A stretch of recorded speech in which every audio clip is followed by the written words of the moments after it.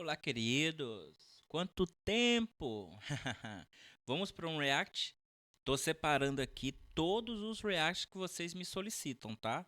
Então, se tiver alguma indicação, pode deixar nos comentários que eu guardo e assim que der, eu venho aqui e gravo para vocês. Eu coloquei aqui o lado oculto das igrejas, do canal O Poder da Mente, pra gente poder assistir juntos. Vamos lá?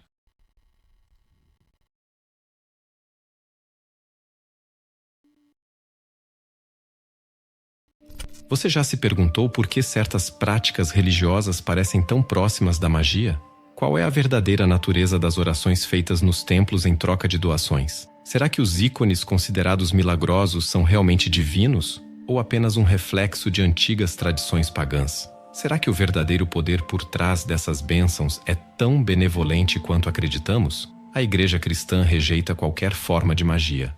Santo Agostinho de Hipona, um dos primeiros autores cristãos a explorar amplamente a relação entre magia e cristianismo, acreditava que a magia estava associada a demônios e que esses ensinamentos foram transmitidos aos humanos desde o início dos tempos. Jesus Cristo, por outro lado, destacou a salvação da alma como a Santo Agostinho, ele é um tradicionalista, né? Na verdade, ele estava implantando o tradicionalismo na Igreja Católica. Então, qualquer coisa que não tivesse no viés dele mesmo, não iria passar. Ele sempre ia colocar como demônios. E na época do Agostinho, ainda estava se combatendo muito o paganismo que vinha da Grécia e dos romanos. O Agostinho está ali bem próximo à queda de Roma. Então, tudo que era ligado a daimons, né, ou os demônios gregos, ele iria combater sim. E o que ele está falando mais é sobre a cultura grega, a romana, grego-romana, e ele vai colocar como inimigo mesmo. Então, para ele, tudo ia ser demônio de qualquer forma. Se não tivesse no viés dele, porque ele vai fundar muitas das tradições católicas, se não fosse da compreensão dele, da época dele, ele ia passar como demônio, porque com certeza ele ia achar que seria uma influência grego ou romana. principal meta do ser humano, dizendo: buscai primeiro o reino de Deus e sua justiça. Ele E todas as outras coisas vos serão acrescentadas. Mas eu vejo muita gente que segue o cristianismo, segue muitas outras religiões aí, mas principalmente o cristianismo, porque essa promessa é do cristianismo. Eles seguem tudo, faz tudo certinho e eles não têm essas outras coisas acrescentadas. São pessoas que passam fome, pessoas que não têm emprego, pessoas que perdem precocemente seus filhos. Então, assim, não adianta buscar o reino de Deus acima de todas as coisas se o resto da promessa Deus não está cumprindo. Aí complica muito a situação do cristão. ensinou que o reino do Criador está dentro de cada um de nós. Mas antes de mergulharmos ainda mais fundo nessas questões intrigantes, curta este vídeo e deixe seu comentário sobre o que acha dessas práticas religiosas. A sua opinião é muito importante para nós. Eu acho as práticas pagãs maravilhosas. Eu acho as práticas pagãs dentro das igrejas evangélicas e das igrejas católicas uma aberração. Vamos explorar essas questões juntos. Muitas práticas religiosas podem ser vistas como atos que se assemelham a É engraçado como ele separou, né, as práticas pagãs de religiosos, como se religioso não fosse pagão, ou um pagão não fosse religioso, ou as religiões pagãs não fossem religiões de fato, né? magia, conforme observado nos templos. Através das orações, algumas pessoas buscam pactos espirituais para obter benefícios específicos. Sergei Alexandrovich Tokarev, em History of Religion, argumenta que muitas preces por saúde, chuva, libertação da peste, vitória e outros pedidos são essencialmente atos mágicos, com raízes nos rituais de várias culturas. Nos templos, líderes religiosos frequentemente oferecem orações em troca de doações para resolver problemas terrenos. A demanda por soluções rápidas e tangíveis alimenta essa prática. Atualmente, Tá, mas isso aí é bem comum e a Bíblia atesta isso. Não atesta, claro, a barganha. A barganha com Deus não funciona. Mas a própria Bíblia diz, né? Buscar e pedir e eu te darei. Então, se você tem que pedir, a Bíblia o tempo todo te estimula a pedir. Só quem vai trazer o conceito de intimidade com Deus Pai é Jesus. Jesus vai falar: entra no teu quarto, na tua intimidade e buscai a Deus. É isso que ele fala. Ele busca a intimidade. A trajetória mística de Jesus é o tempo todo buscar a intimidade com o Pai. Tanto que na cruz ele vai e diz: mas Pai, Deus, por que você me abandonou? Tipo assim, você estava comigo até aqui, porque nesse exato momento que eu estou mais preciso de você, você me abandonou. Então Jesus é o único profeta que realmente vai ensinar a buscar a Deus como um ser afetuoso. Todos os outros profetas, do Novo Testamento ao Velho Testamento, vai ensinar a barganha. Pede e dá. Faz o sacrifício que Deus vai te dar. Salomão, então, Deus pediu 100 ovelhas. Salomão deu 1000. Aí o que Deus fez com Salomão? Tornou ele o homem mais sábio sobre a terra naquela época. Então, Deus sempre trabalhou com recompensas a partir do sacrifício. Então, não vem só das religiões pagãs. Claro que o judaísmo poderia ter pego isso de alguma religião pagã, porque ele estava em volta dessas religiões o tempo todo, e o judaísmo nunca foi monoteísta, sempre foi politeísta. É monoteísta agora, mas sempre foi politeísta. Sempre tiveram vários deuses na terra prometida, né, para os hebreus. Então, assim, é uma prática bem comum e a Bíblia estimula o tempo todo. Atualmente, a igreja oferece orações para qualquer necessidade. Em troca de uma contribuição financeira, os sacerdotes rezam pela saúde, prosperidade, formação de uma família, nascimento de um filho e muito mais. Há orações específicas para inúmeras situações, como libertação do alcoolismo, busca de emprego, bênção de colmeias, vinhedos, campos e até para a construção de um navio ou consagração de objetos. Isso aí não faz parte do cristianismo, mas está no cristianismo desde os primórdios. Se você pegar livros antigos de catolicismo, se você pegar alguns livros atuais do catolicismo, você vai ver lá: prece de Santa Sara para a prosperidade, prece de Nossa Senhora para a cura. Aí tem o livro, né, que eles odeiam, que é o São Cipriano. No São Cipriano está lá as 7 orações do Pai Nosso para abertura de caminho. Então sempre teve. O protestantismo, e principalmente as igrejas pentecostais, vão herdar isso do catolicismo e dos terreiros de Umbanda, porque muitos umbandistas, muitos macumbeiros saíram dos seus terreiros, foram convertidos e foram para a igreja. E como na igreja eles não recebem educação bíblico, eles vão somente repetir aquilo que eles viam no terreiro, mas agora fazem em nome de Jesus. Antes fazia em nome de tranca-ruas, agora faz em nome de Jesus, mas é exatamente as mesmas coisas. Por isso que a igreja evangélica pentecostal, ela só existe nesses moldes aqui no Brasil. Você pode ir lá na raiz do pentecostalismo, que é os Estados Unidos. Vai lá ver se tem sapatinho de fogo. Vai lá ver se tem um povo falando em línguas. Vai lá ver se tem essas manifestações de Exu e Pombogira, orixás e tudo mais. Não tem. Isso é uma característica do Brasil, porque lá nos Estados Unidos não houve macumba. Na época da escravidão nos Estados Unidos, isso foi reprimido muito, muito, muito. Só ficou alguns poucos resquícios, mas mesmo assim, a maioria, 99% dos negros, eram evangélicos, e isso vai fundar as igrejas pentecostais, e as igrejas pentecostais vão vir para o Brasil. Chega no Brasil, vai converter as pessoas, mas não vai educar as pessoas. E quem são essas pessoas que eles vão converter? São as pessoas que frequentavam terreiro de macumba, umbanda, quimbanda, candomblé e tudo mais. Eles vão, não recebem educação e só vão replicar aquilo que eles já viam no terreiro. Não tem diferença nenhuma. Isso a gente pode até encaixar no fenômeno de sincretismo, porque acontece automaticamente quando você sai de uma cultura e está sendo aculturado em uma outra comunidade, que é o que aconteceu. Você saiu da cultura da macumba e está sendo aculturado, está sendo imposto para você uma nova cultura em um outro local e você vai fazer o sincretismo. É simplesmente isso. Essas orações são semelhantes aos pedidos feitos a magos, já que em ambos os casos são oferecidas mediante pagamento.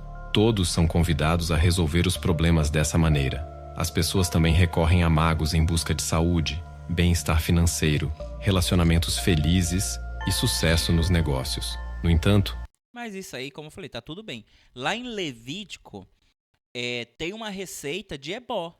Aí, ó, você que é do candomblé e não tá sabendo fazer ebó, vai ler a Bíblia.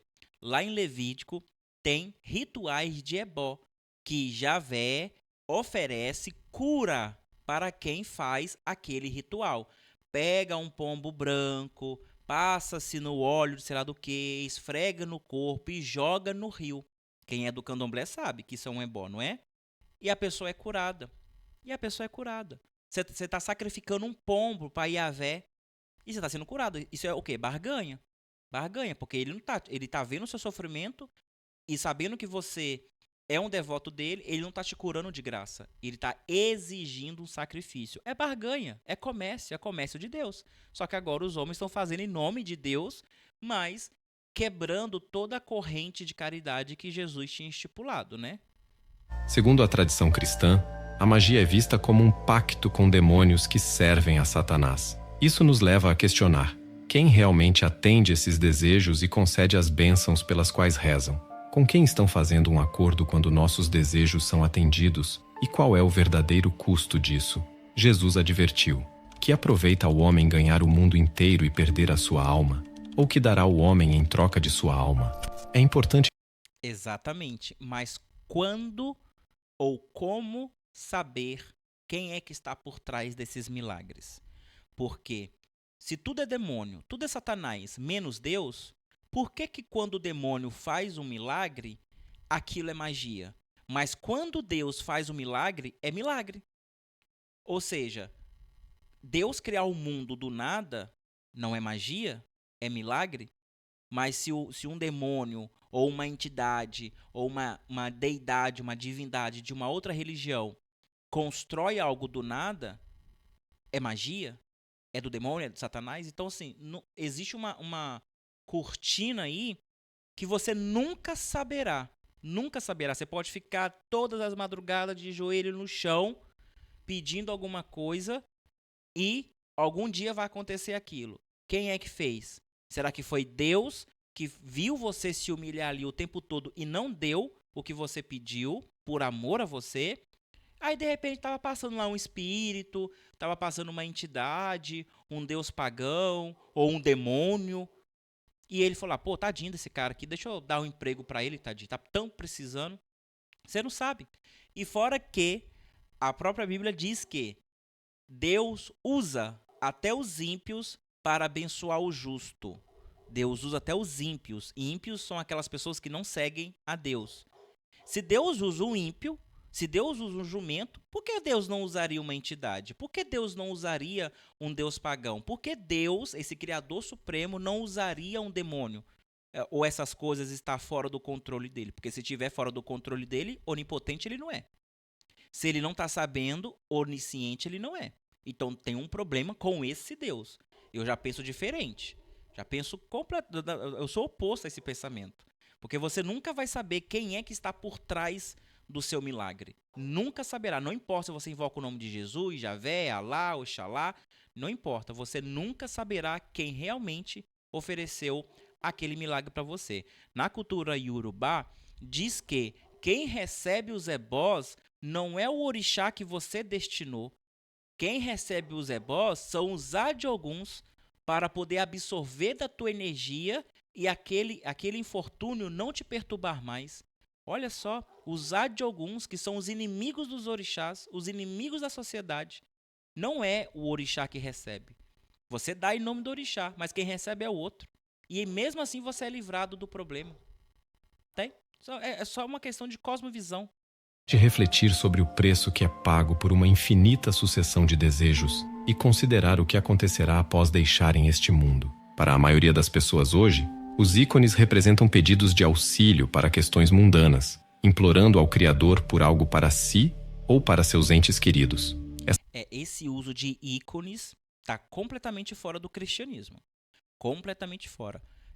Jesus, se a gente pegar Jesus como base, você vê que ele não utiliza de ícones para nada. Ele utiliza de alguns elementos simbólicos, mas com certeza alguns desses elementos simbólicos eles não foram bem traduzidos e a gente perde. Claro, se a gente for defender o Jesus da Bíblia. O Jesus histórico, na minha opinião, nunca existiu. Esse Jesus mítico nunca existiu. Existiu um Jesus histórico, mas aí é uma outra discussão, é um outro assunto. Essa abordagem é semelhante a recorrer a uma instância superior, baseada em emoções de esperança e medo.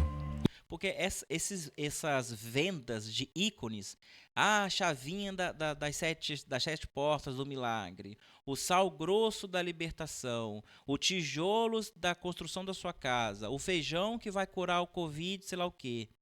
Tudo isso aí, primeiro, é considerado blasfêmia. Segundo, é considerado pecado contra o Espírito Santo, é blasfêmia contra o Espírito Santo, o único pecado não perdoável por Deus. Então, quem comete essas coisas está cometendo um pecado contra o Espírito Santo, é imperdoável esse pecado. E terceiro, gente, é um resquício das próprias culturas, principalmente as culturas africanas aqui no Brasil. Então, você vai ver isso no Brasil. Você não vai ver isso em outras igrejas, e se tiver hoje é porque algum brasileiro levou. Porque nunca teve isso. As vendas desses ícones nunca teve. E quem é que vai popularizar isso? Quem adivinha aí? Se não foi o santo Edir Macedo que não popularizou isso, né? Criou todo o seu império em cima dessas mentiras. E quem não sabe, Edir Macedo era macumbeiro antes de entrar para a igreja, antes de fundar a famosa igreja dele. Então, ele sabia de tudo. Ele veio de família de macumba. Então, quem popularizou, não estou falando quem inventou, ele não inventou, ele popularizou isso e as pessoas usam até hoje, tanto que os seus principais discípulos, que é o R.R. Soares e aquele rapaz do chapéu de gado, que esqueci o nome, esqueci o nome dele, os dois maiores discípulos dele, que saíram e fundaram a igreja sei lá do que, a igreja mundial e a outra igreja que eu não sei o nome, eles fazem a mesma coisa. Porque aprenderam com o mestre, aprenderam com Edir Macedo. Então, isso é resquício da nossa cultura africana e o sincretismo com as outras coisas que vieram aqui. A Igreja Católica faz a mesma coisa, porque viu que aqui tinha muito isso, porque a Igreja Católica já tinha, na sua história, a venda de indulgências. Compra a sua indulgência que a gente vai livrar a alma do seu parente do purgatório. Aí ele vai para o céu. Compra sua indulgência que o seu pecado vai ser pago. Antigamente, você pagava o pecado com dinheiro. Agora você paga o seu pecado com orações. Você vai lá, confessa com o padre. Padre, eu pequei. Ô, minha filha, o que você fez? Ah, eu fiz isso. Ah, então reza 4 Ave Maria e 7 Pai Nosso. Hoje você paga a penitência com orações, com rezas. No passado você pagava com money, com dinheiro. E mais atrás ainda, você pagava com sacrifício. Samuel vai falar para Salomão: Salomão, é melhor obedecer do que sacrificar. Aí Salomão falou: deixa comigo que eu sei resolver esse problema.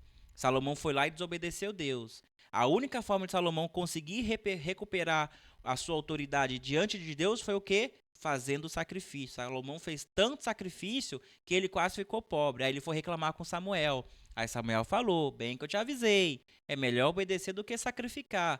Então, isso já existia desde os primórdios da cultura hebreu. E já a gente está falando de cristianismo, tem que visitar a cultura a cultura hebraica, né? Senão, não vale a pena nem falar de cristianismo se não for revisitar isso. O Sétimo Concílio Ecumênico definiu os ícones como lembranças para incitar os fiéis a refletirem sobre si mesmos. No entanto, isso aí é interessante, né? Quando o católico fala que as suas imagens não é para adoração e é para celebrar a vida daquelas pessoas ou para trazer a memória de uma santificação de alguém que foi muito cristão, que alguém que foi muito importante para a igreja, que aquilo é só um símbolo de memória, vocês falam que é idolatria.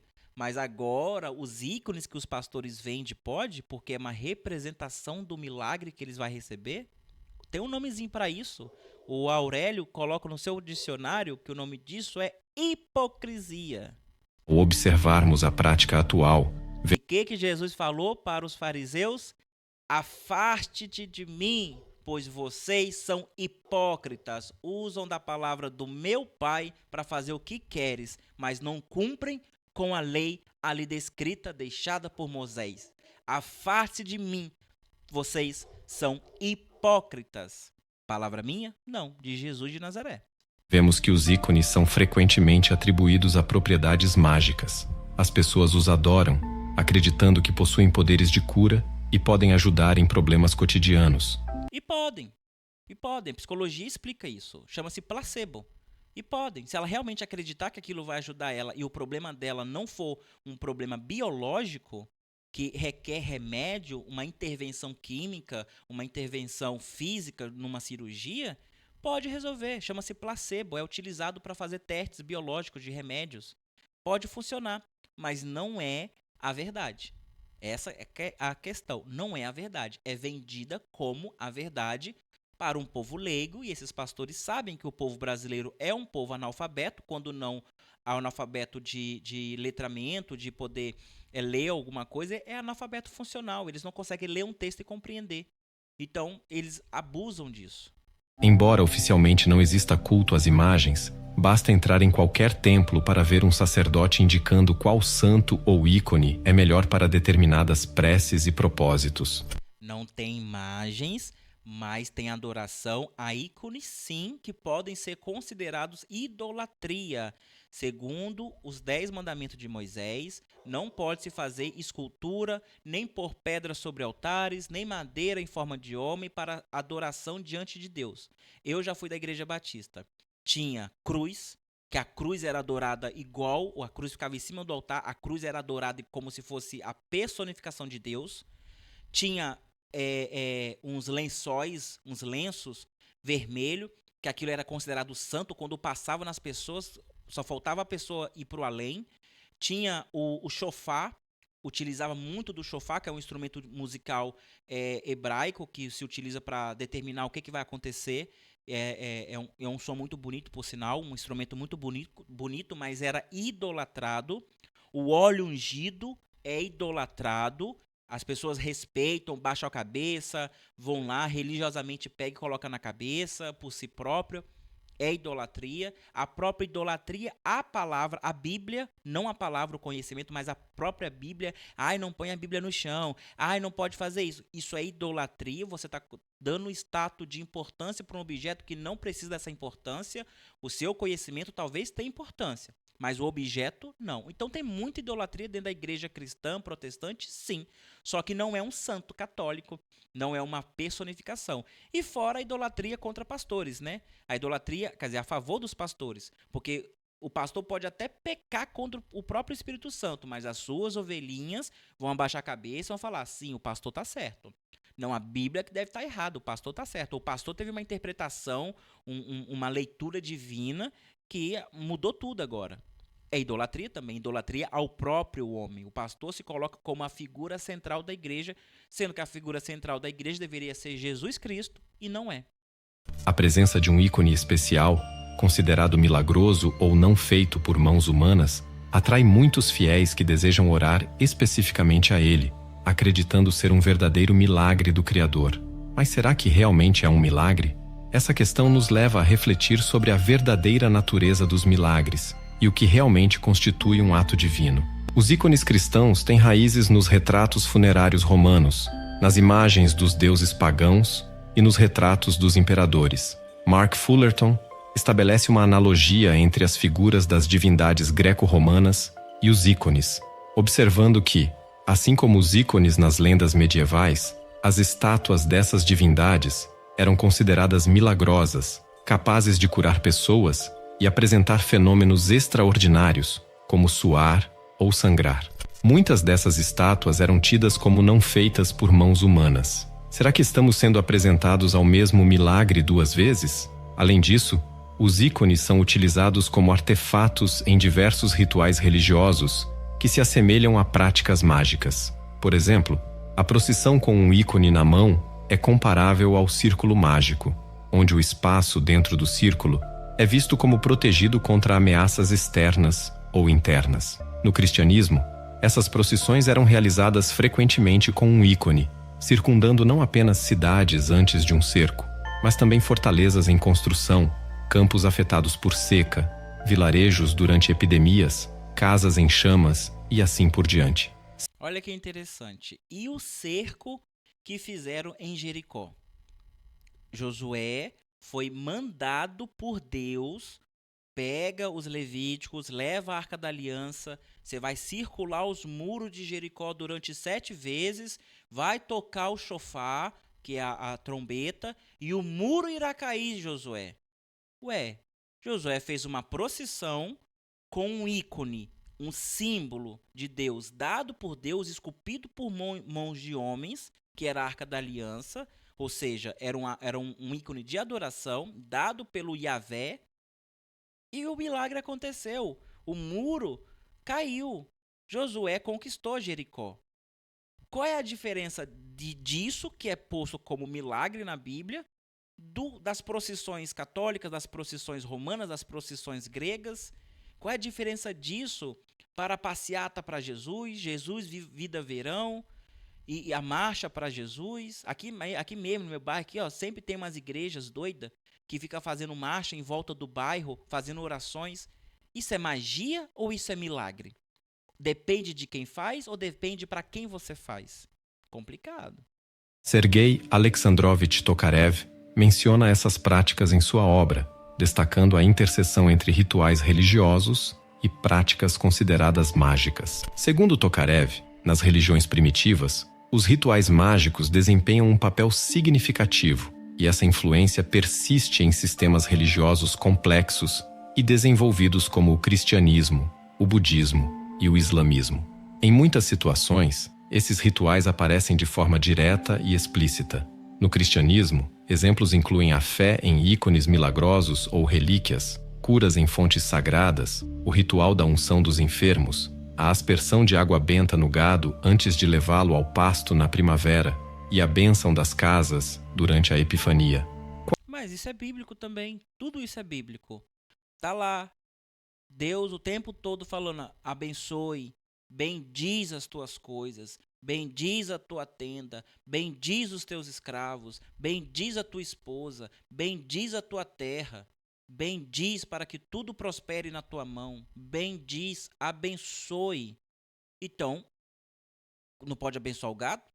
Pode. Deus abençoou as cabras de José, Deus abençoou o jardim de José, Deus abençoou tudo que José tocava, porque José bendizia tudo que ele fazia.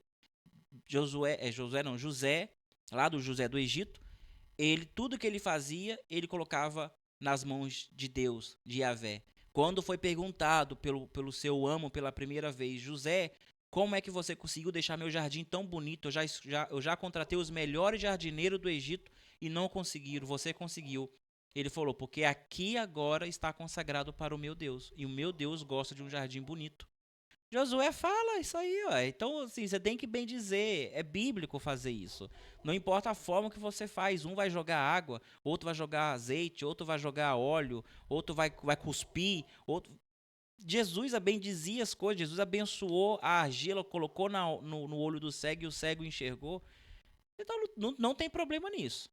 Qual é a Um problema desse vídeo é que ele não está definindo, ele não definiu inicialmente o que é magia na visão dele.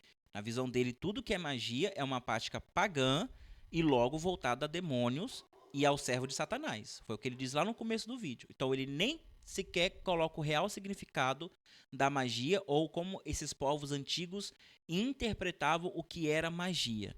Para os povos antigos, só o fato de você saber ler já era uma magia. A magia, ela só é mística nos dias de hoje.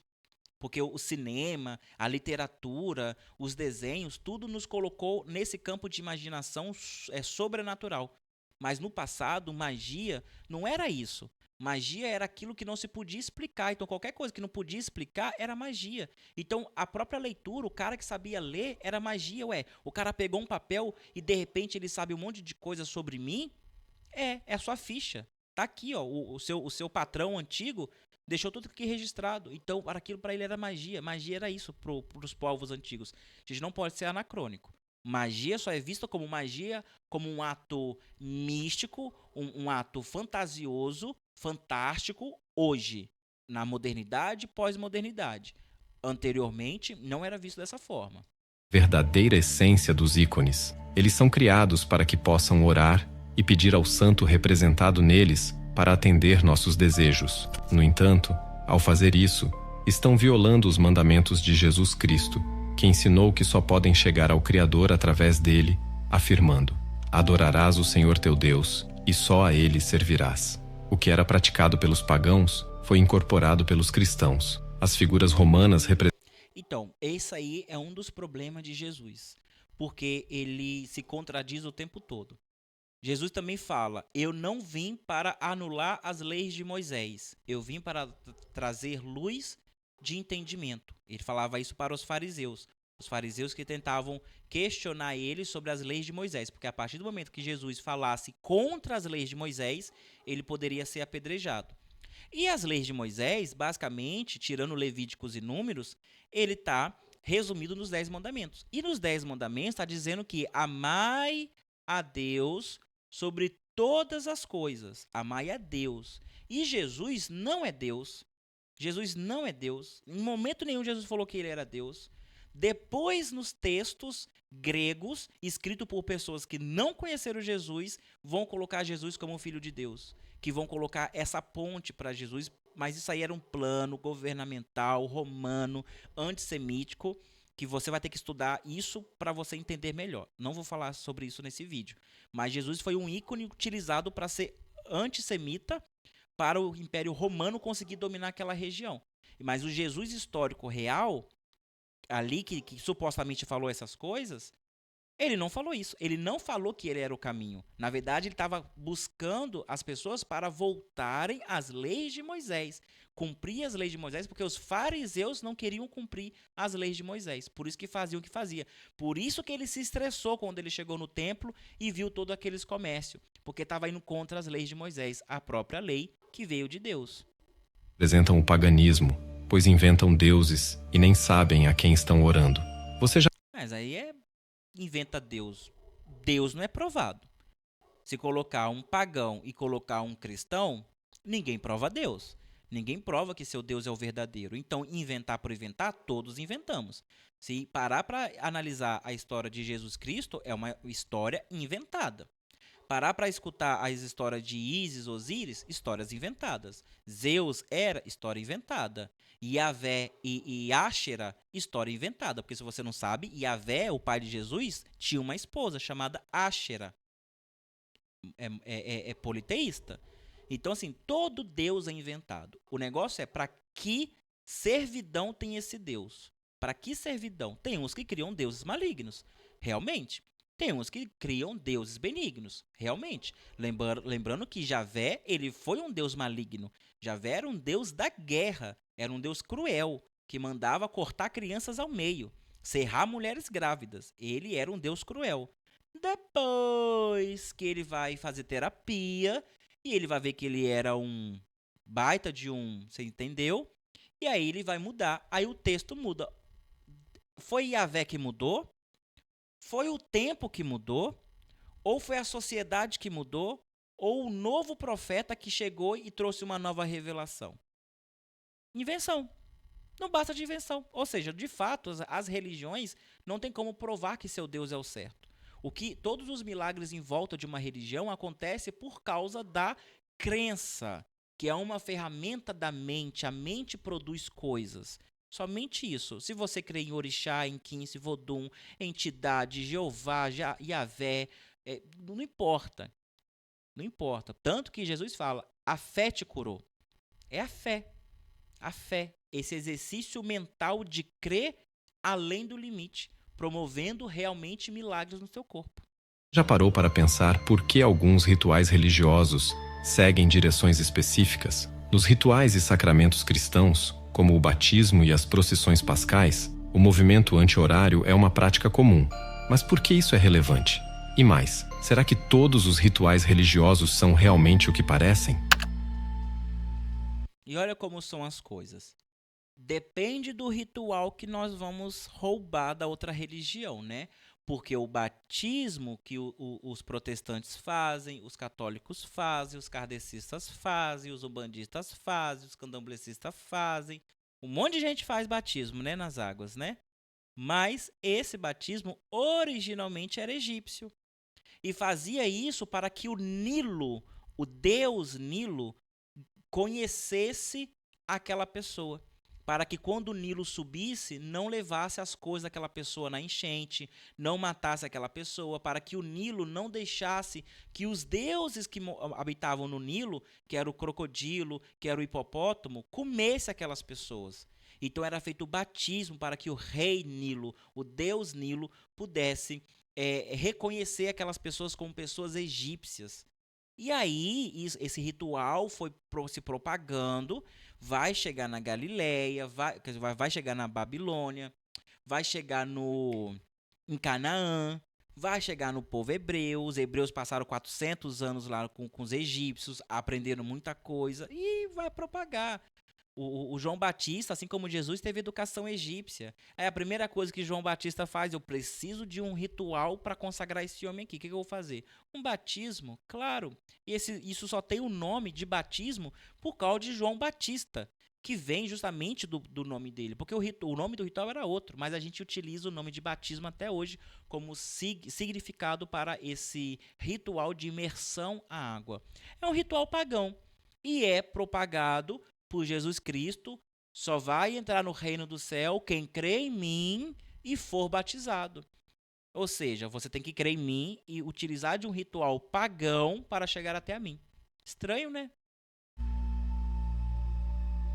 É interessante observar que em todos os rituais e sacramentos cristãos, como o batismo, casamento e procissões pascais, o movimento no sentido anti-horário é utilizado. Na tradição católica, isso é praticado há muito tempo. No entanto, na ortodoxia, esse movimento só começou a ser adotado no século XVII, por ordem do patriarca Nikon. Mas por que isso é relevante? Qual é a diferença entre realizar uma procissão no sentido horário ou anti-horário? Desde tempos imemoriais, as pessoas entendiam que o movimento para a direita, no sentido do Sol, ou seja, no sentido horário, simbolizava expansão, força positiva, criatividade e vida. Por outro lado, o movimento no sentido anti-horário representava forças negativas, destruição e a aproximação da morte.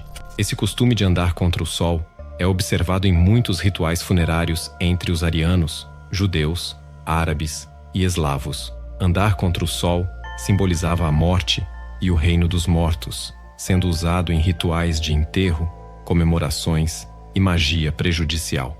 Quando caminhamos em torno do templo no sentido anti-horário, estamos simbolicamente repetindo um ritual funerário, como se estivéssemos circundando uma sepultura. Pense nisso. As pessoas frequentam um lugar chamado Casa de Deus, e ali praticam atos que se assemelham ao satanismo, comprando a realização de seus desejos materiais, recitando orações como se fossem pedidos de catálogo, pagam e esperam pela entrega. Geralmente, esses pedidos não mencionam nada sobre a salvação da alma. Realizam procissões que se assemelham a rituais funerários e, ainda assim, acreditam estar se aproximando do Criador. Isso é simplesmente ilógico. Jesus afirmou: "Mas vem a hora, e agora é, em que os verdadeiros adoradores adorarão o Pai em espírito e em verdade, porque o Pai procura tais que assim o adorem. Deus é espírito, e importa que os que o adoram o façam em espírito e em verdade." Estão longe dessa... O que não quer dizer muita coisa, né? Fica tudo solto no ar. E de fato, qualquer ritual que você vá fazer, independente de anti-horário ou sentido horário, você está cada vez mais próximo do Criador. O tempo, ele sempre foi uma questão mística. Sempre foi. E dependendo da ritualística que você está utilizando, de você simbolizar passado ou simbolizar futuro, porque o presente você já está nele, não precisa simbolizar com nada, que é justamente essa caminhada em direção ao sol ou contra o sol, é uma direção anti-horário ou a favor do horário. Tudo isso é um simbolismo de tempo.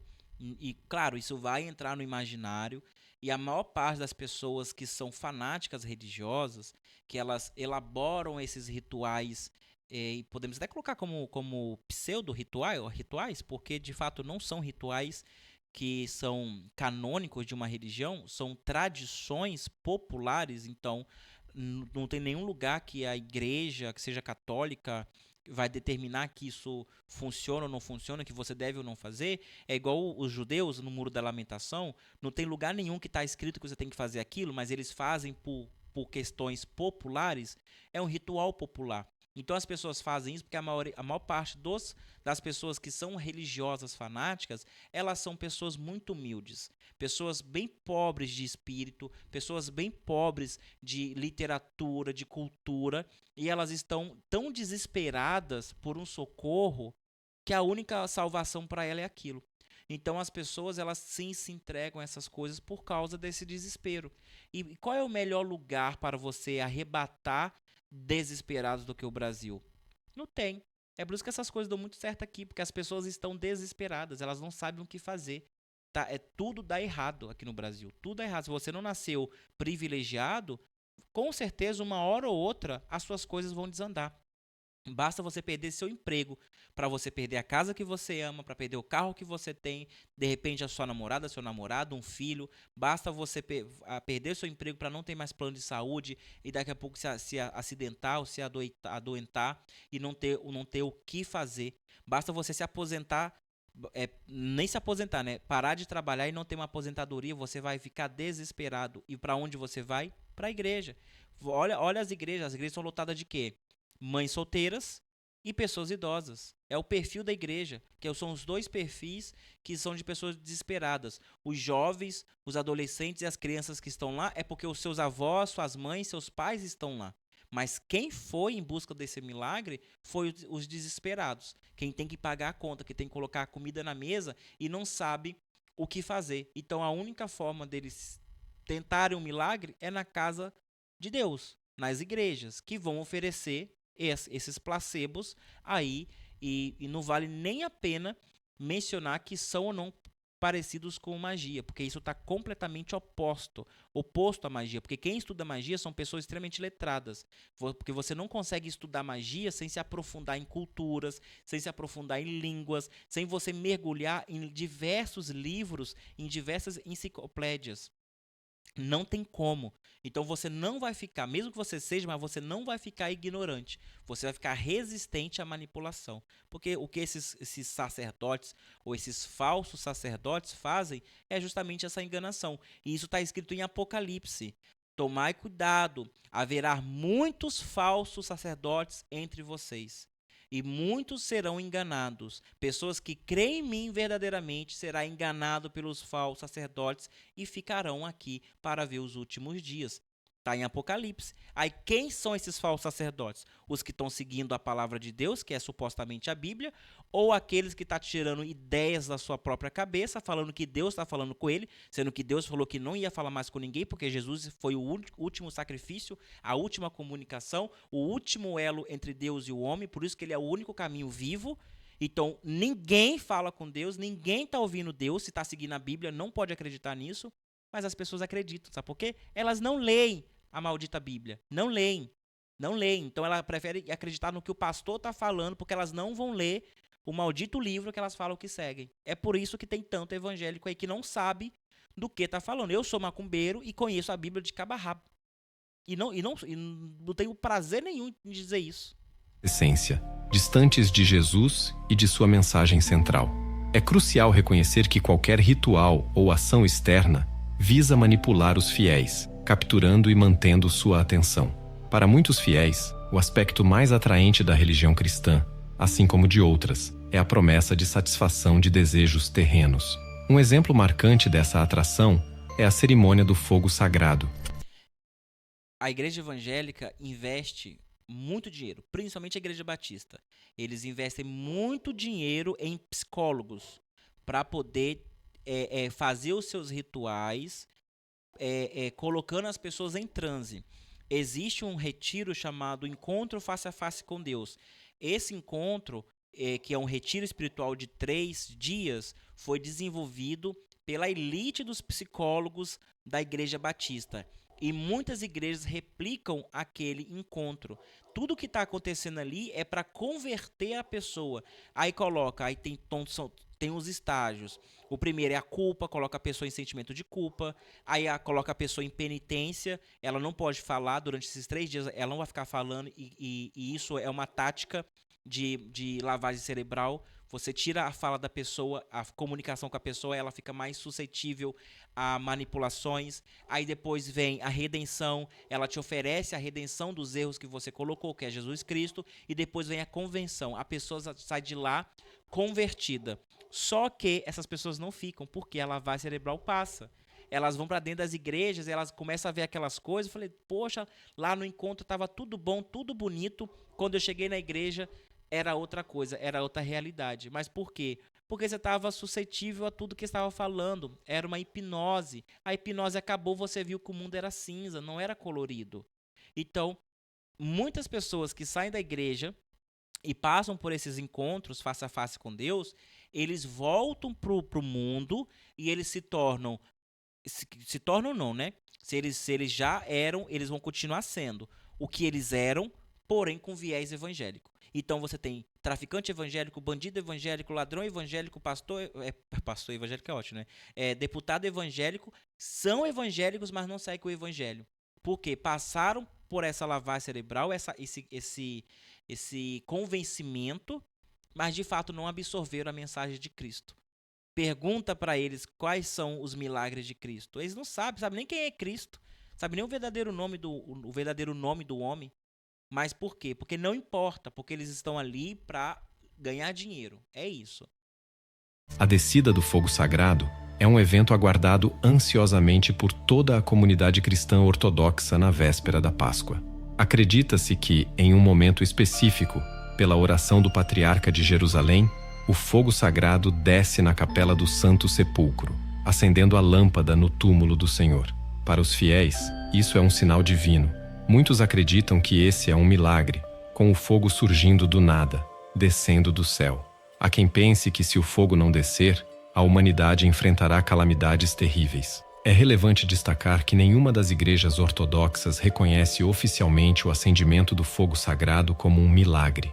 Não existem decretos conciliares de âmbito ecumênico ou local, nem literatura patrística que validem esse fenômeno como miraculoso. Embora haja conhecimento.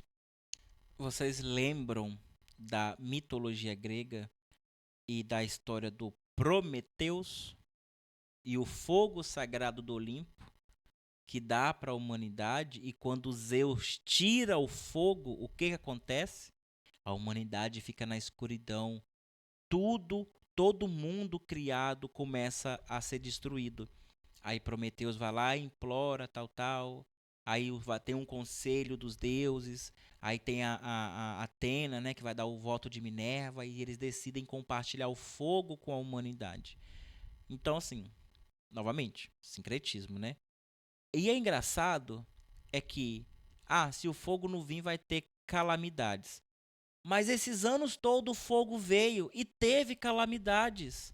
Qual é a diferença desse fogo descer ou não descer então, Calamidades para quem? Para a humanidade, A guerra na Rússia, aqueles russos lá, aqueles ucranianos, eles não são humanidade? A fome na África, Os africanos não é humanidade? Teve a catástrofe no Haiti, o terremoto no Haiti, os haitianos não são a humanidade? Teve aqui os BO que teve aqui no Rio Grande do Sul. Os gaúchos não são a humanidade? Então, de fato, para que serve esse fogo? Porque ele está descendo e está continuando tendo calamidades. Não estou entendendo o milagre por trás desse fogo. Ou ele só é um espetáculo da igreja ortodoxa, que ela não quer assumir, porque assumir é assumir uma idolatria, mas ela tá lá. O teatro tá lá para quem quer ver, né? É igual aquele reloginho lá que o Papa todo ano vai lá, eu esqueci o nome, é uma bússola, que se o Papa pega e se ficar preto é porque vai acontecer algo ruim, e se ficar, acho que é vermelho, o ano vai ser bom, alguma coisa assim. Idolatria, isso é oráculo. Isso é um oráculo. É idolatria. Tá lá em Levíticos, Samuel também adverte, Ezequiel também adverte, não consultai os mortos. Não consultai os mortos. Não buscai aquilo que não é de teu presente. Confiai somente em Deus, na sabedoria de Deus. Então, usar de oráculos é feitiçaria. Mas eles usam o tempo todo. Predizer alguma coisa que essas igrejas evangélicas fazem muito As sessões de revelação. Quem nunca foi, né? Numa sessão de revelação. Eu falei, eu ia pra saber se ia falar alguma coisa de mim. Vai que Deus tem uma fofoquinha quente sobre o meu vizinho. Eu ia. Balela. Balela. Primeiro que é idolatria, segundo que é feitiçaria, terceiro que não existe lugar nenhum, nem na Bíblia tem aquilo, nem na Bíblia é dito com feitiçaria, tá lá, na listinha de quem vai pro inferno, tá lá. Feiticeiros e adivinhos. Tá lá na listinha. Os pentecostais vão descer de tobogã com a gente, baby. Sobre o fogo sagrado, a Igreja, curiosamente, não toma medidas para desfazer o mito do milagre do fogo sagrado. Pelo contrário, os principais canais de TV tratam a notícia como se fosse, de fato, um milagre. Artigos oficiais. É milagre porque não se explica, mas ninguém busca a explicação. Ninguém busca interromper, porque durante muito tempo eu também achava que o fogo, as bolas de fogo que apareciam nas matas e apareciam nos cemitérios, era um fenômeno de milagre. Quando pararam para entender, era só os gases que saíam dos túmulos que produzia aquele fogo. Era só isso. Então, assim, não querem, não querem uma explicação. É igual ter uma basílica, se não me engano, é uma basílica árabe, mas é da igreja ortodoxa, que pertence, foi consagrada a Santa Maria, a mãe de Jesus. E a igreja flutua. Ela flutua 1 centímetro do chão. Se você passar um papel, o papel passa direto, não tem um fundamento, ou seja, ela está ali flutuando. Mas cadê que chama pesquisadores, chamam cientistas, chamam engenheiro para ver? Não chama, porque deixa, é propaganda pra gente.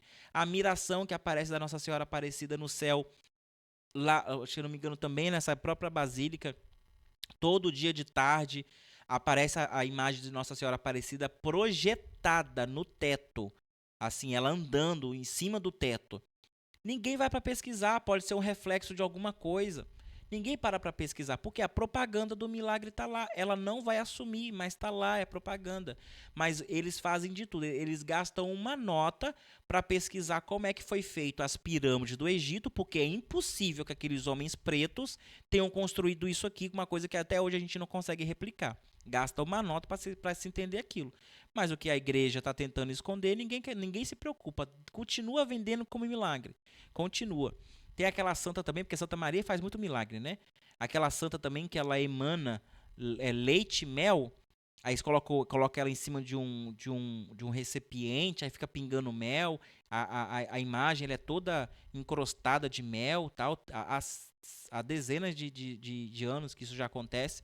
Ninguém para estudar, coloca a imagem numa ressonância magnética para ver, não é gesso? É gesso e mel e leite. Então não vai acontecer nada. Coloca para ver, mas não quer ver porque não vale a pena. Não vale a pena. Deixa o milagre para os tolos acreditais. Continua acreditando na igreja. Eles frequentemente utilizam expressões como descida do fogo sagrado e milagre da descida do fogo sagrado. Durante o evento, o patriarca de Jerusalém é despido e submetido a uma busca rigorosa por uma unidade policial, que também inspeciona o Santo Sepulcro. Eles verificam qualquer possível fonte de fogo para assegurar que o fogo sagrado apareça espontaneamente.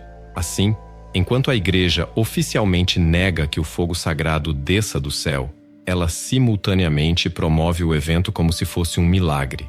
Essa contradição ocorre todos os anos. Por que isso acontece? Vamos explorar essa questão.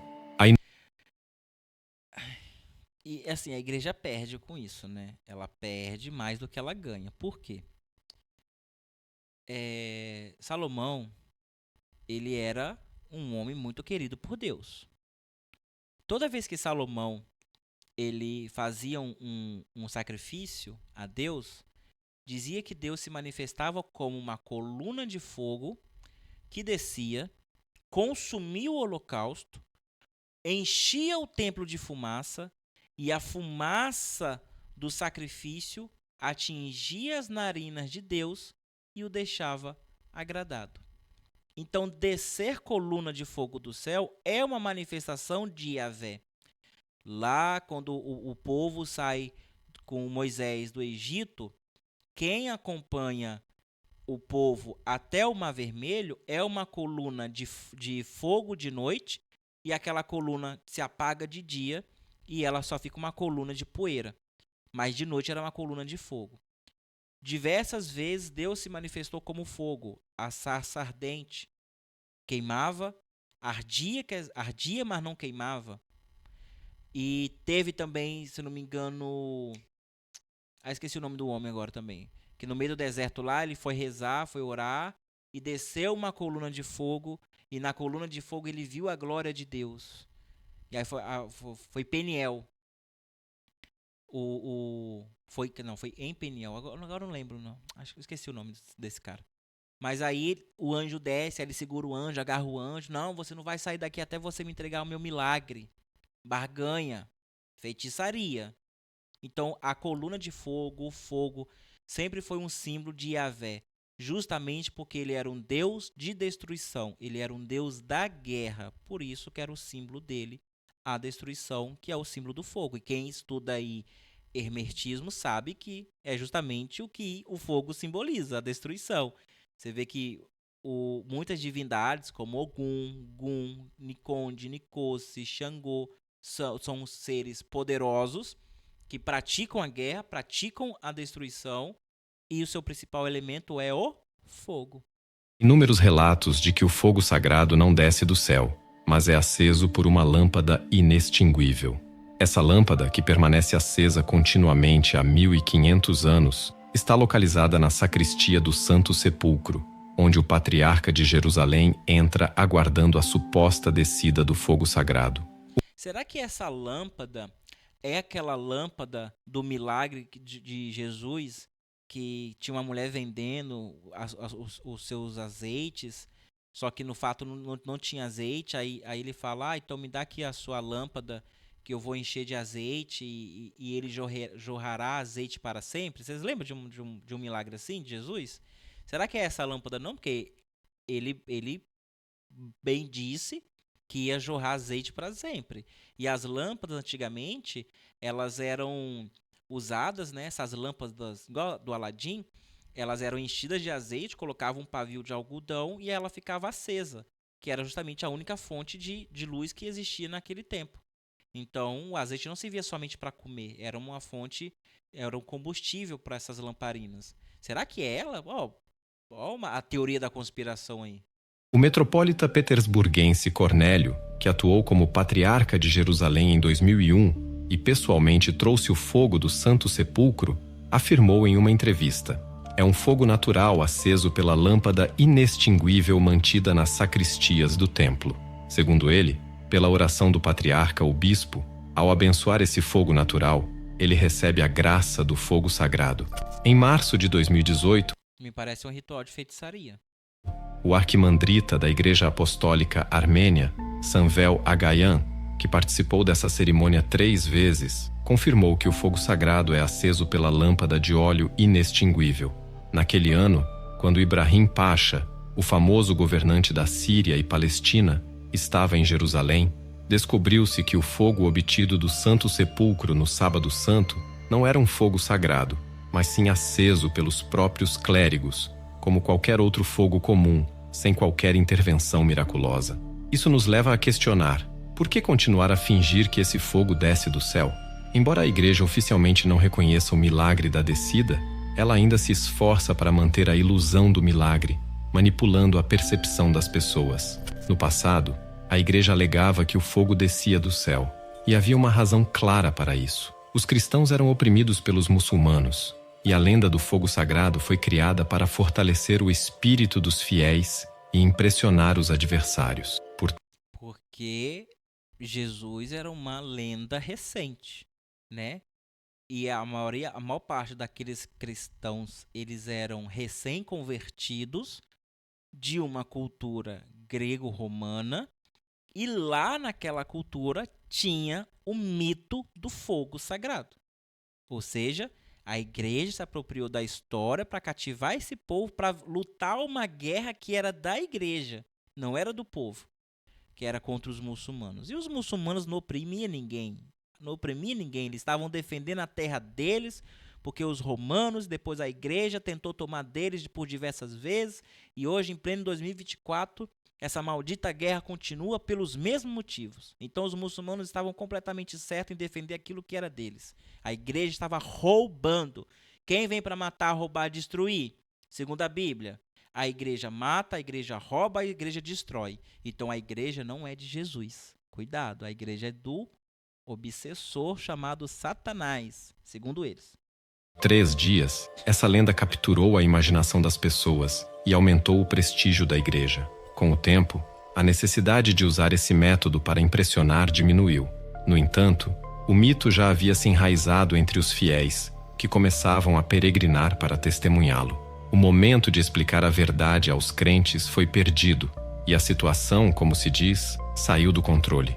Mas até hoje isso acontece. As igrejas evangélicas no Brasil ganham milhões de reais por ano fazendo caravana para Jerusalém. Não existe nenhum lugar escrito na Bíblia que você tem que ir para Jerusalém. Está escrito no Alcorão que pelo menos uma vez na vida, e se você tiver condições, você deve ir para Meca. Se tiver condições, não é obrigatório. Mas eles propagam essa mentira que você tem que ir para Jerusalém, sendo que Jesus falou que ele está no mundo. Ó, se tiver 2 ou 3 no meu nome reunido, lá eu estarei. Ah, não, a pessoa quer ir para Jerusalém contra Jesus, como se Jesus a qualquer momento fosse chegar num burrinho. Isso já passou. Isso foi profecia passada, já aconteceu. Quando Jesus voltar, Jesus não vai voltar em Jerusalém. Tá? Em Apocalipse, onde ele vai voltar. Então, assim, as pessoas nem... É só a lavagem cerebral que esses pastores fazem para ganhar dinheiro. E a igreja católica também ganha muito dinheiro. Quem é que diz que você tem que ir para a igreja, para o Vaticano, ver o Papa, ver os monumentos lá, mas ela não desestimula o turismo. A igreja católica se sustenta hoje pelo turismo, que é feito no Vaticano. Tem um documentário na Netflix sobre isso. Eu acho que está no YouTube também, que é A Máfia da Igreja Católica. Os próprios italianos produziram esse documentário, falando sobre a máfia da Igreja Católica. Tá lá. Eles não desestimulam nunca nenhum mito que seja a favor deles. Eles nunca vão assumir, porque assumir fica feio. Mas eles também nunca vão desestimular. Eles nunca vão fazer uma campanha contra aquilo. Até hoje a Igreja Católica tem problema de falar sobre a culpa dela na escravidão dos humanos africanos. Até hoje eles não falam direito sobre a Inquisição. Até hoje eles não falam sobre a guerra muçulmana. Eles não falam de nada, eles têm o maior problema de assumir as coisas. Ao perder o controle e falhar em fornecer explicações oportunas sobre o verdadeiro significado do rito do fogo sagrado, e temendo a reação dos crentes mais fervorosos, os clérigos passaram a encenar o espetáculo que conhecemos. O metropolita que revelou essas questões escreve: somente Deus pode pôr fim à nossa mentira piedosa. Ele saberá como ensinar e acalmar aqueles que acreditam no milagre do fogo do grande sábado. Nós não podemos iniciar essa mudança em suas mentes, pois seríamos despedaçados. Essa situação... Porque a massa, ela é muito poderosa. Ela é muito poderosa. Qualquer pessoa que queira nadar contra o senso comum, ele está fadado ao fracasso. Eu sei porque eu sou essa pessoa. Aqui no YouTube eu sou uma das pouquíssimas pessoas que tem coragem de falar contra muitos doidinhos de internet que tem aí, que falam da nossa religião de Umbanda. Eu sou extremamente criticado por isso. Ah, tá em busca de like, sei lá do que, sei lá o que. Tá, o cara tá falando que ele tá errado e mesmo assim você aplaude o cara. Eu sou uma das poucas pessoas, eu sei porque eu nado contra isso. Então, qualquer pastor, bispo, papa que vai contra a massa está fadado ao fracasso. Por isso que não vai acontecer. Só cabe somente a intervenção divina, que também não vai acontecer. Porque se Deus da Bíblia ele tem palavra, ele não pode intervir na vida, na sociedade humana. Ele já falou para Noé que ele não pode intervir. Se ele intervir de alguma forma, ele vai estar cometendo um pecado contra a sua própria lei. Ou seja, se Deus é um Deus de palavra, ele não pode descumprir a palavra dele. Então ele não pode intervir. A última intervenção de que Deus vai ter segundo a Bíblia, é o Apocalipse. E não é o Apocalipse de João, é o Apocalipse de Pedro, que é muito mais exato nos acontecimentos do que o Apocalipse de João. Só que o Apocalipse de Pedro não foi posto na Bíblia, no Concílio de Nicéia, justamente porque ele é menos fantasioso. Ele não é fantasioso de forma nenhuma. O Apocalipse de João, ele além de difícil compreensão, muitos símbolos que ninguém sabe o significado, mas ele é épico. Ele é bonito de se imaginar. Olha quanta coisa Deus vai fazer, quantas coisas grandiosas contra os nossos inimigos. Ei, você pode ser um desses inimigos e você não sabe. Você pode estar sendo enganado pelos falsos profetas e você não sabe. Está lá em Apocalipse de João. Então, a última intervenção de Deus vai ser em Apocalipse, na grande revelação, porque a palavra Apocalipse significa revelação. Então, essa quebra dessas mentiras vai ser na grande revelação, que tem que ser, não é que é, tem que ser a última intervenção de Deus e Yahvé neste mundo. Caso contrário, ele é um Deus mentiroso que não cumpre as suas promessas. Nos leva a refletir. São esses os cristãos devotos que estariam dispostos a despedaçar alguém por dizer a verdade? Significa que podemos ser enganados. Não é nem despedaçar uma pessoa, é despedaçar a ideia. Se você senta e esclarece, porque a religião cristã, ela é baseada numa Bíblia. É só ler aquela Bíblia, é só ler e interpretar. As pessoas pecam por não ler e pecam pela segunda vez por não saber interpretar. Está escrito lá. Então ninguém tem que passar pano para ninguém. Se a pessoa está passando pano para alguém que está descumprindo a Bíblia, mesmo sabendo que está escrito lá que aquilo é errado, que aquilo não deveria ser feito, isso no espectro cristão, protestante ou católico, essa pessoa tem um problema. Então não é despedaçar a pessoa, é despedaçar a ideia. Ó, a sua ideia é equivocada por causa disso, disso, disso. Não é a pessoa. A gente nunca deve atacar a pessoa. Nós atacamos a ideia da pessoa. Para manter a paz e continuar a acreditar em histórias e rituais? Um ponto importante a ser destacado é que toda a narrativa do surgimento do fogo sagrado serve para fortalecer a dominação da Igreja Ortodoxa. Uma lenda do século XVI conta que houve uma ocasião em que o patriarca ortodoxo foi impedido de entrar na Igreja do Santo Sepulcro. Nesse episódio, outras pessoas foram encarregadas de buscar o fogo sagrado. Os clérigos armênios iniciaram suas orações para a descida do fogo sagrado, mas suas súplicas não foram atendidas. Do lado de fora, os sacerdotes ortodoxos também faziam suas preces diante das portas fechadas da igreja. De repente, um barulho interrompeu o silêncio. Uma coluna à esquerda das portas se partiu, e dela surgiu fogo, acendendo as velas nas mãos do patriarca de Jerusalém. Com grande júbilo, o clero ortodoxo entrou na igreja e conduziu a cerimônia. Até hoje, é possível ver os sinais desse evento em uma das colunas à esquerda da entrada. Então isso é um mito. É uma história inventada. Porque se a própria igreja não assume que a descida do fogo sagrado é um milagre, então essa história deve ser uma invenção justamente para enfatizar mais o milagre que a igreja ortodoxa não está assumindo que é. Então essa história não é válida. Se ela fosse válida, a igreja realmente assumiria. Não, realmente acontece alguma coisa ali que nós não sabemos compreender, então acontece um milagre ali. Um milagre assim assado, mas ela não assume, então com certeza isso daí deve ser uma história de carochinha que alguém inventou justamente para corroborar com o mito inicial da descida do fogo. Após esse episódio, ninguém mais desafiou a autoridade do patriarca ortodoxo de Jerusalém. Então é uma história para trazer autoridade. Interessante. Isso a gente utiliza com as crianças até hoje, né? Conta a história do bicho-papão, conta a história da cuca, se obedece o papai, senão a cuca vai vir, obedece a mamãe, senão você não vai ter o presente do Papai Noel, obedece a professora, senão o bicho-papão vai vir te pegar de noite.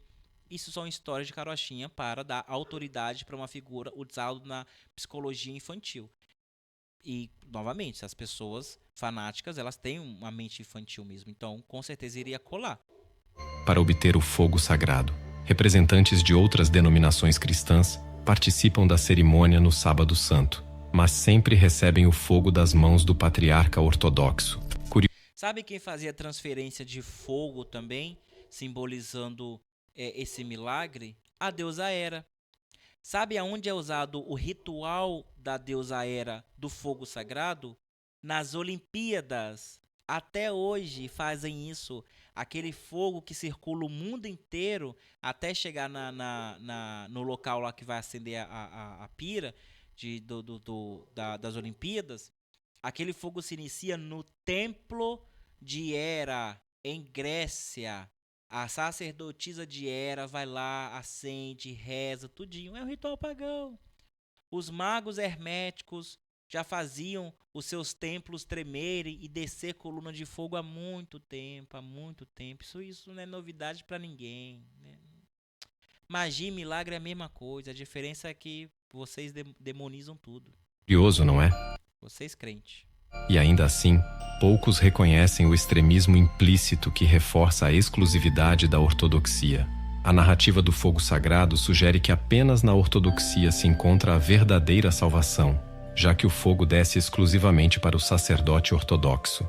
Isso implica que outras denominações cristãs não podem alcançar a salvação, pois o Criador não lhes concede o fogo sagrado. Com essa falácia, eles atraem pessoas simples e sinceras que buscam o amor divino. Trata-se de uma clara manifestação de radicalismo e extremismo, evidente e não disfarçada. Os clérigos ortodoxos frequentemente destacam que o fogo sagrado desce exclusivamente para eles, sugerindo que a salvação só pode ser alcançada através da sua mediação. Essa postura é, em essência, uma forma desonesta de fazer negócios espirituais. Ao enganar deliberadamente os fiéis, eles oferecem um produto falso, enquanto acusam outras denominações de venderem produtos falsificados. Mas aí que tá. O que atesta Deus ser protestante e que, aceitando Jesus em uma igreja, diante de um pastor, eu estou salvo? O que atesta eu ir lá acreditar no fogo sagrado da igreja ortodoxa cristã, que eu estarei salvo, se eu crer nisso? O que atesta de eu ir lá fazer a Eucaristia na igreja católica, batizar, fazer tudo bonitinho, a salvação? Ninguém tem a resposta para isso. É uma crença deles. Ninguém tem a resposta para isso. Antes da reforma do cristianismo, que deu origem à Bíblia e à Igreja Apostólica Romana, haviam várias crenças em torno do cristianismo ali, o que seria o cristianismo primitivo, que vai ter os... Qual é o nome da igreja? Os agnósticos. E eles, cada um vai ter uma crença. Uns criam que Maria Madalena era discípula, outros criam que ela era esposa de Jesus, outros criam que Jesus não ressuscitou, que Jesus estava morto, outros acreditam que Jesus nem morreu, Jesus fugiu, e assim foi. São várias crenças, ninguém tem a resposta certa. O ruim é quando você olha para a crença do outro, que é muito semelhante à sua, e fala, a minha está certa, a sua está errada. Para que a sua esteja certa, você tem que provar que a sua está certa e não atestar que o outro está errado. Se o seu peixe está podre, você não vai vender ele podre dizendo que o da barraca do lado é que está podre.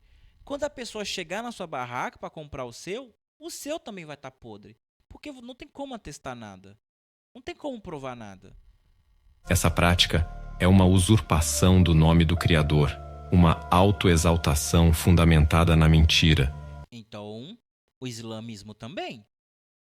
Porque o islamismo é uma outra visão das regras de Moisés, uma nova leitura do que Jesus falou, porque Maomé não exclui Jesus, mas virou uma nova religião. Uma religião completamente diferente do cristianismo, seja ele ortodoxo, católico ou protestante. Então, assim, não importa. Ninguém tem a verdade, não importa.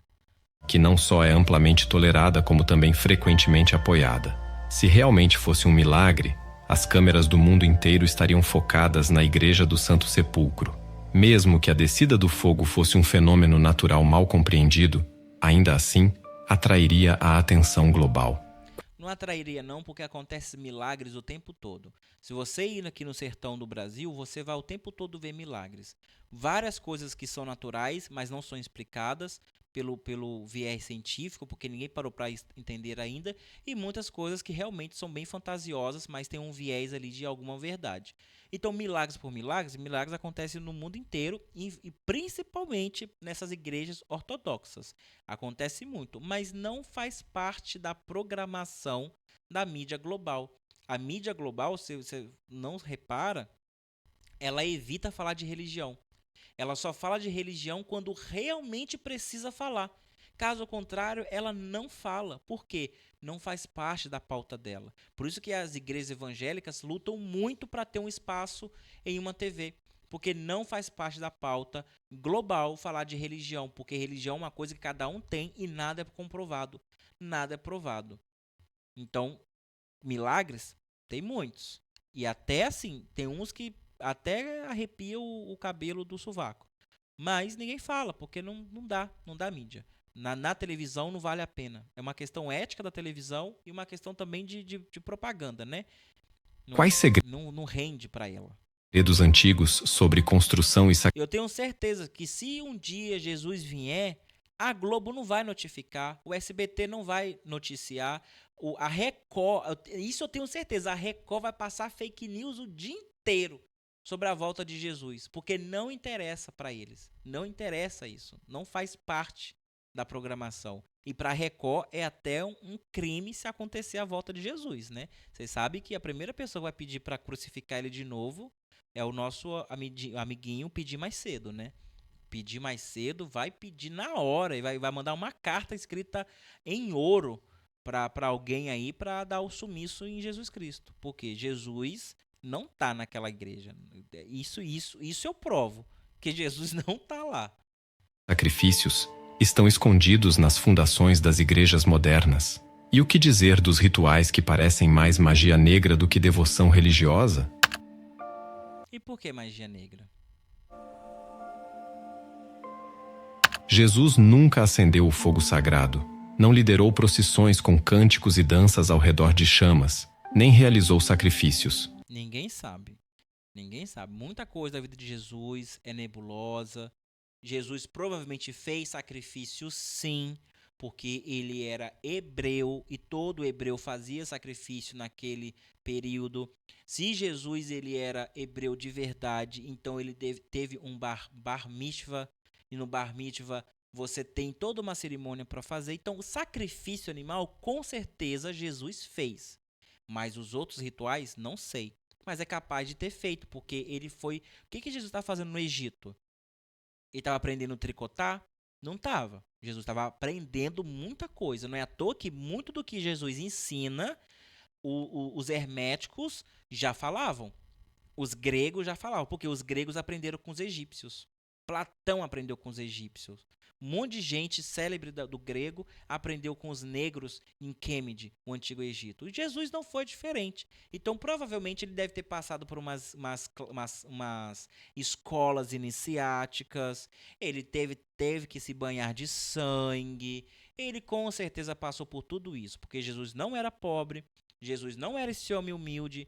Mas ele estava lá fugido e aproveitou que estava no Egito para aprender com os melhores. O Egito era a capital do mundo naquela época, principalmente em cultura e universidades. O que a gente conhece como universidades hoje, né? Que são essas escolas iniciáticas, que eram os templos, que você não aprendia a fazer magia lá, você aprendia coisas científicas para que no olho da pessoa leiga parecia magia. Então eu tenho certeza que Jesus tomou banho de sangue, cara. Tenho certeza que Jesus chupou um pescoço de uma galinha que foi decapitada em cima da imagem de Horus ou da imagem de Sete. Mas depois que ele volta para Jerusalém, ele tem que apagar isso, né? Porque ele tá em busca de outra coisa. Quem faz isso também? Moisés. Moisés fez a mesma coisa. Balela. Em vez disso, ele falava do fogo interno do amor divino. Ele disse: quem está perto de mim está perto do fogo, e quem está longe de mim está longe do reino. Jesus nunca disse isso.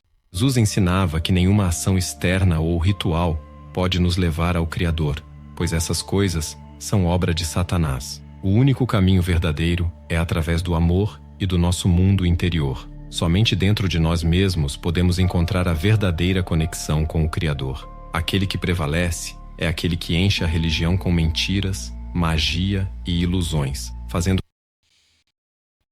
Novamente Jesus se contradizendo então, porque anteriormente ele disse: só vai até Deus se vir através de mim.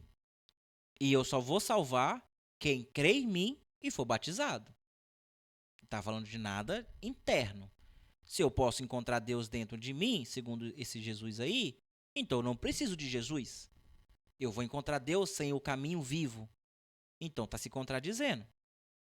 Com que as pessoas lutem entre si, afastando-as da verdadeira essência do Criador. Isso aí está parecendo ideia de Paulo. Paulo foi um discípulo que não conheceu o seu mestre. Paulo foi a pessoa que mais escreveu livro para o Novo Testamento. Paulo modificou um monte de coisa ali que não deveria. Isso aí está parecendo muita história de Paulo. Igual o Paulo que fala: eu combati o bom combate. Como se a luta dele fosse contra os próprios desejos dele. Mas ele não relata que ele fazia parte de um sistema, de um governo, de uma sociedade. Tudo isso é moldado a partir de várias vontades, não só da vontade dele. Então essa coisa filosófica, isso vem muito da casa de Paulo, porque Paulo era um cara rico, que ele estudou com os melhores acadêmicos gregos e romanos. Quando ele se converte para o cristianismo, essa pseudo-conversão, né, porque nada é atestado de fato, porque tudo que ele faz praticamente é uma tentativa de apagar Jesus e ele se transformar em Jesus, porque Paulo é muito mais citado do que o próprio Jesus nas igrejas, que é um detalhe à parte, né? Que parece que deu certo a estratégia dele, mas tudo que ele fala parece que vai contra até mesmo o que os próprios discípulos que viveram com Jesus falam. Diversas vezes Paulo manda cartas, divide diálogos com Paulo, com Pedro, com João, com Mateus, e eles batem boca. E Paulo quer estar certo. Cara, mas os caras estavam lá com o mestre, viveram 3 anos e meio com o mestre, viram o cara morrer, ressuscitar, você não viu bosta nenhuma.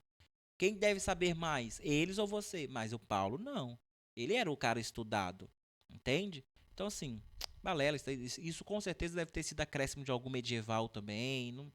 Não tem perfil de Jesus Cristo, não tem. Jesus, se é para levar Jesus a sério, Jesus era um cara humilde.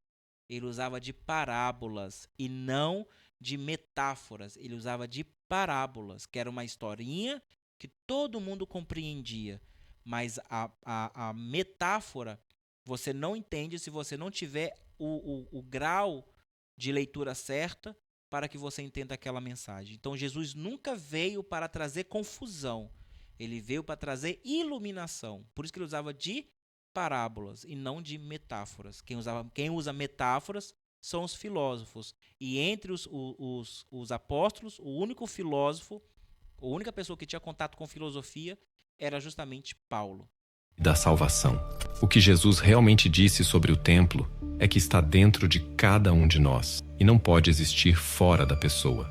Um templo é uma construção religiosa destinada à realização de cultos e rituais religiosos. No cristianismo ortodoxo e no catolicismo, um templo é chamado assim apenas se tiver um altar e onde a Eucaristia é realizada.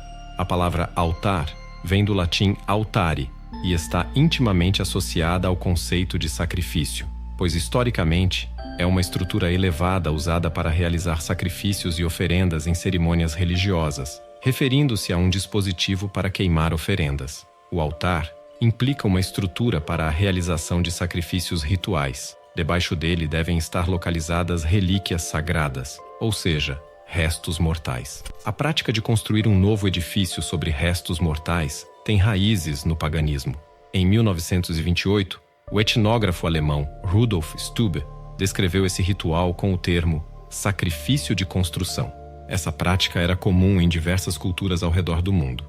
A crença predominante era que, ao imurar uma vítima nas paredes ou nos alicerces de uma edificação durante sua construção, o prédio receberia um espírito protetor, pronto para agir em caso de terremotos, guerras e outras calamidades.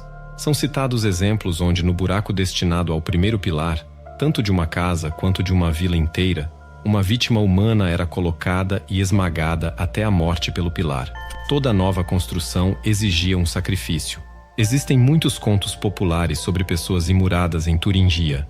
A cidade de Liebenstein, por exemplo, era considerada inexpugnável porque uma menina viva foi imurada durante a construção de suas muralhas. A menina foi comprada de sua mãe mendiga para esse fim. Ela recebeu um pão e, pensando que a mãe estava brincando, foi imurada. Inicialmente, ela via as pessoas ao seu redor e gritava: "Mamãe, ainda consigo te ver." Depois, pediu ao mestre pedreiro: "Tio, deixe pelo menos um pequeno buraco para eu poder olhar através dele." Quando o mestre se recusou a continuar, foi um jovem aprendiz que completou o trabalho terrível. Nos últimos momentos, a criança ainda clamava: "Mamãe, já não consigo te ver." É importante notar que no cristianismo primitivo não havia culto às relíquias, nem tampouco templos. Contudo, no século IV, o imperador Constantino, que tinha raízes pagãs, introduziu a tradição pagã de sacrifícios humanos no cristianismo.